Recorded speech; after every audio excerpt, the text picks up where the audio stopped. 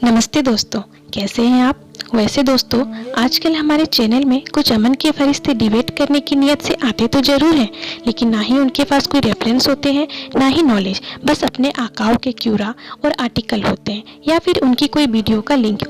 Means अगर मुझे debate करनी हो तो पहले मैं उस आर्टिकल को पढूं या वीडियो देखूं और फिर डिबेट करूं। मतलब हम तो यहाँ वल्ले ही बैठे हैं।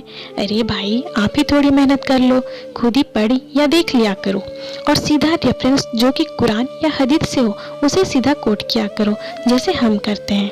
यहाँ वीडियो में हमने कभी किसी और के हवाले से कोई बात नहीं की है। अब आपको एक और बात समझाना चाहती हूँ, वो ये कि ये वीडियो मेरी ओपिनियन है, कोई फैसला नहीं सुना रही। अगर आप चाहो तो मुझसे इत्तेफाक रखो और अगर नहीं तो डिबेट करो, लेकिन ये कमेंट में गाली देना या अपशब्द बोलना ये आपकी परवरिश दर्शाता है।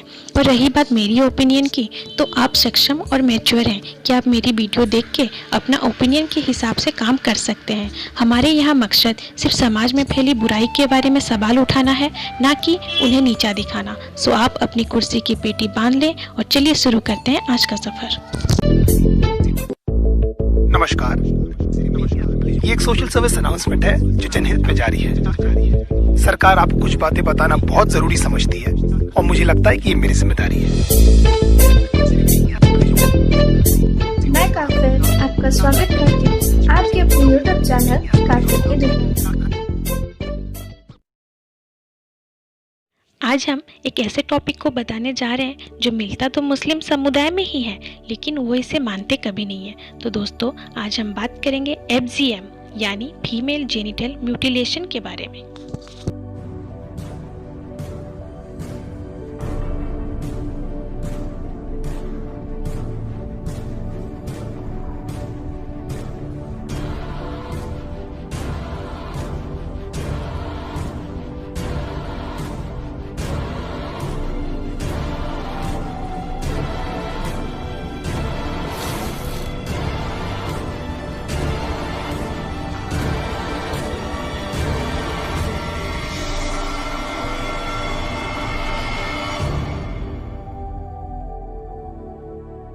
ये एक धार्मिक प्रथा है या सांस्कृतिक प्रथा है? ये बहस या चर्चा का मूल उद्देश्य सिर्फ ये जानना है कि क्या ये एक बाल शोषण है या कोई परंपरा धार्मिक विश्वास जिसने सांस्कृतिक प्रथा को सौंप दिया है। इसमें बर्बरता और कभी कभी फीमेल जेनिटल डिसऑर्डर का घातक रूप शामिल है। ये निर्धारित करने के लिए कि इस्लामिक दृष्टिकोण जहाँ तक FGM का संबंध है, हमें कुरान, हदीस और कुछ इस्लामिक संप्रदायों के लिए लिखी पुस्तक को देखना होगा। न्याय शास्त्र के मुख्य इस्लामिक स्कूल FGM के बारे में इस्लामिक कानून और मार्गदर्शन की शिक्षाओं और प्रावधानों की उनकी व्याख्याओं में भिन्न है। इस्लामिक विचारों का साफी स्कूल FGM को अनिवार्य मानते हैं, जबकि इस्लामिक कानून का हम्बली, मलकी और हम्फी स्कूल FGM को अनुशासित करता है। इसका मतलब ये हुआ कि सारे स्कूल इसका समर्थन करते हैं और किसी ने इसका विरोध नहीं किया। आइए जानते हैं कि आखिर FGM है क्या। महिलाओं का खतना करते समय उनकी योनि के बाहरी हिस्सा यानी क्लिटोरिस को आंशिक या पूरी तरह काट दिया जाता है। इस प्रथा का पालन करने वाले समुदाय का मानना है कि इससे महिलाओं की कामिच्छा नियंत्रित रहती है। अलग अलग देशों में महिलाओं का भिन्न भिन्न तरीके से खतना किया जाता है। संयुक्त राष्ट्र के WHO ने महिलाओं के 4 तरह के खतने को चिन्हित किया है। पहला प्रकार, इसे क्लिटोरिडोक्टोमी कहते हैं। इसमें महिलाओं के क्लिटोरिस को आंशिक या पूरी तरह निकाल दिया जाता है। दूसरा प्रकार, इसे एक्जिशन कहते हैं। इसमें क्लिटोरिस और लिबिया मिनोरा को आंशिक या पूरी तरह हटा दिया जाता है। तीसरा प्रकार, इसे इंक्यूबेशन कहते हैं। इसमें बेजिना को सकरा बनाया जाता है। इसके लिए लिबिया मिनोरा और लिबिया मेजोरा को काट कर दोबारा लगाया जाता है। चौथा प्रकार, ये महिलाओं के खतना में सबसे ज्यादा भयावह टाइप है। इसमें बेजिना को छेद करना, काटना, जलाना आदि शामिल है। अब आपके मन में ये सवाल आएगा कि आज काफिर ये सब क्या बता रही है, बिकॉज ये खतना भारत में पाए जाने वाले दाऊदी बोहरा कम्युनिटी में सबसे ज्यादा पाया जाता है।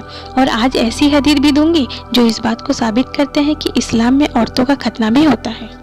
अल अदब अल मुफद बुक 1 हदीस 2 में लिखा है कि अली बिन गुरब की दादी ने फरमाया कि अल मुहाजिर ने कहा कि बेजिंथियम की बंदी औरतों में एक मैं भी थी। तब उत्थमन ने हमें इस्लाम कबूल करने को कहा, तो मैं और एक लड़की ने इस्लाम कबूल कर लिया। तब उत्थमन ने कहा कि जाओ और इनका खतना कर, इन्हें पवित्र करो।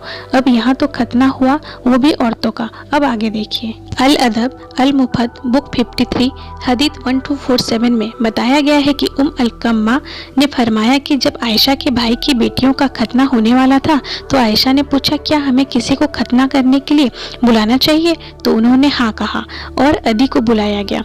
और जब आयशा अपने कमरे से गुजरी और उसे गाते हुए देखा और उत्साह में अपने सिर हिलाते हुए देखा तो बोली, शैतान, इसे बाहर निकालो, इसे बाहर निकालो। अब यहाँ दो हदीस है जो ये स्पष्ट करती है कि इस्लाम में एफजीएम होता है। वैसे यहाँ आपके मन में एक सवाल आया होगा कि ये ग्रेड क्या है जो इन हदीस के नीचे लिखी है। ग्रेड हर हदीस की रिलायबिलिटी को दिखाता है, जिसके बेस पे इन्होंने 3 ग्रेड में बांटा गया है। सही, जिसका मतलब जेन्युइन हदीस। हसन, जिसका मतलब स्ट्रॉन्ग हदीस बट राइजिंग सम डाउट।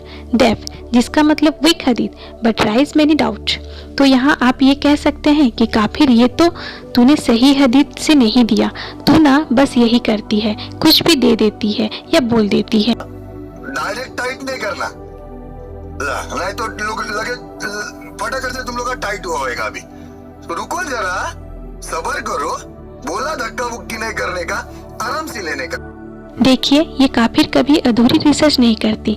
आइए अब आपको एक ऐसी हदीस दिखाती हूँ जहाँ पे ये कृत्य हमारे प्रॉफेट मोहम्मद के सामने किया गया। सुन्नन अबी दाऊद 5271। मदीना पे एक औरत खतना करती थी तो हमारे नबी सौ ने उसे कहा कि इसे ज़्यादा अत्यधिक मत काटो, क्योंकि ये औरतों के लिए भी ज़रूरी है और पूरा कट जाने से मर्दों की डिजायर पूरी नहीं हो पाएगी।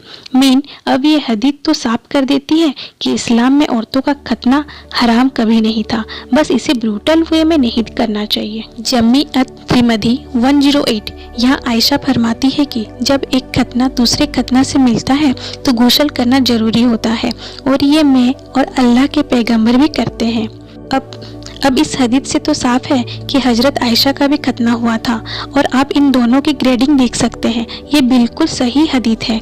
वैसे आपको काफिर की बात थोड़ा मुश्किल से हजम होगी, तो आइए जरा आपको आपके मौलवी साहब की ही बात सुना दें। और मुख्तलिफ किस्म की सर्जरीज की जाती है।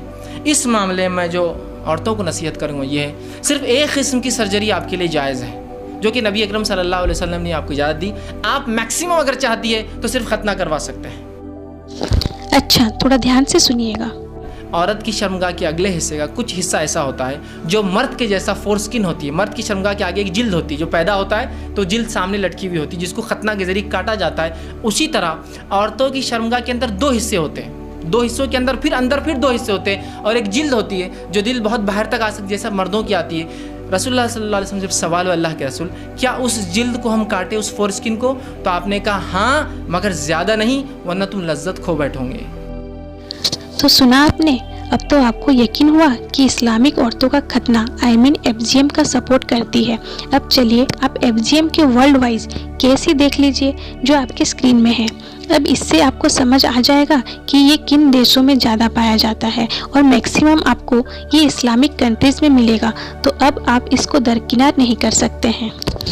तो दोस्तों, कैसी लगी आपको ये वीडियो? उम्मीद करूंगी कि ये वीडियो पसंद आई होगी। तो इस वीडियो को लाइक, शेयर और चैनल को सब्सक्राइब जरूर करें, इससे हमें थोड़ी ताकत मिलती है नेक्स्ट वीडियो बनाने में। तो मिलते हैं अगली वीडियो में, तब तक के लिए शुभ रात्रि। सनातन धर्म है, भगवा हमारा है आवरण। भारत के हिंदू शेर में छत्रपति शिवाजी उदाहरण। देशभक्त ये रक्त देश के आए काम ही आमरण। मैं पागल सा हिंदू हूँ, आजा बैठ करेंगे जागरण।